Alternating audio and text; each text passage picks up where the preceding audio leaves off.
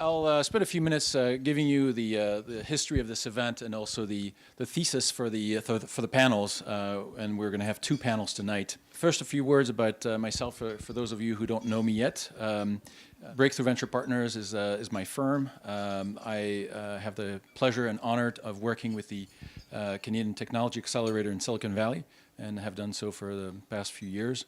And in that process, I have noticed that a number of investors in Silicon Valley are not aware of what it means to invest in a Canadian company.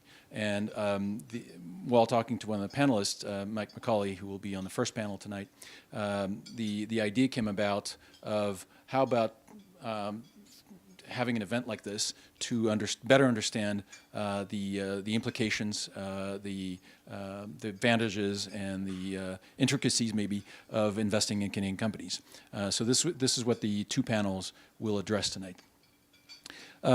My firm works as a venture acceleration company and also works with large corporations on identifying interesting companies and setting up engagement programs with startups. I did a similar activity at HP when I launched HP Startup Central. One stat that came about a couple of years ago on the position of Canada as a hub for startups was put together by the Startup Genome. And what the Startup Genome identified was that of the main countries that are purveyors of startup hubs, Canada is actually the second largest.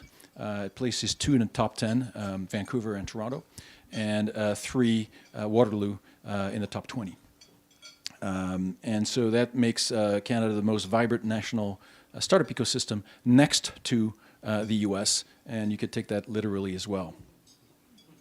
The Canadian Venture Capital Association issued a set of statistics on the top provinces and the top hubs with deal numbers and invested dollars.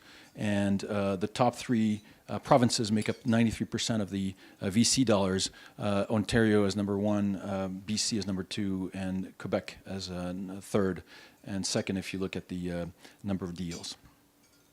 There are many Canadian success stories, many of which most people don't know are actually Canadian. We've all heard of Flickr, and this is actually from left to right and west to east.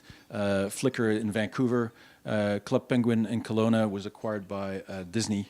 Flickr was acquired by Yahoo. Eloqua was acquired by Oracle out of Ontario, and Radian 6 was acquired by Salesforce. It is now a unit of Salesforce. The next wave includes companies that are unicorns, such as Hootsuite and Shopify, and in the second panel we'll examine the details of that. And Shopify and Wattpad are Ontario companies. Hootsuite and D-Wave are BC companies. And then there's another wave behind that, which the first panel will also allude to, which is what are the deal flow and the incubation and the ecosystem of companies that are being funded and are being accelerated in the various provinces. More and more U.S. Venture investors are putting money in the Canadian companies. And when I say venture investors, it's VCs, but it's also corporations. In the second panel, we'll have Intel Capital talking about their experience, and it's a prolific one, investing in Canadian companies. So you recognize some of those names. Y Combinator, actually, I learned very recently, 30% of their cohort is from Canada. So this is a pretty significant number, and many of those companies actually didn't flip as U.S. companies. The second line here is actually a representation of our second panel with the addition of OMERS, which is one of the largest investors from Canada in the venture ecosystem. Azure Capital, Bloomberg Capital, Ignition Partners, and Intel Capital. You may not have seen narwhals in a long time, but narwhals are the Canadian equivalent of unicorns. They're billion-dollar plus companies, and Shopify, which last week announced their plan to go public, is probably the most well-known one at this time, next to Hootsuite, which is pending. The question is there a case for a Canadian model next to the Israeli model? In the Israeli model, which is pretty standard practice in Silicon Valley, the company originates from a foreign country. The R&D stays there, but the company flips to the U.S. and becomes a Delaware corporation, with the CEO and many of the business activities led in Silicon Valley, and the R&D and other functions remaining in the home country.